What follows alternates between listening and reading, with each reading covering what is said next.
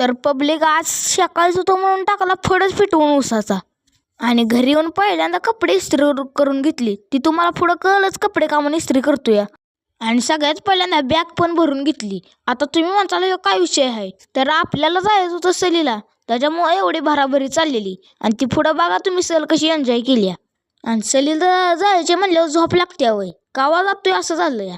आणि सगळ्यात पहिल्यांदा 4 वाजता उठून चहा तयार करायला ठेवला. चहामध्ये लगेच डुबुक बिस्किट खाऊन घेतलं 4 वाजताच.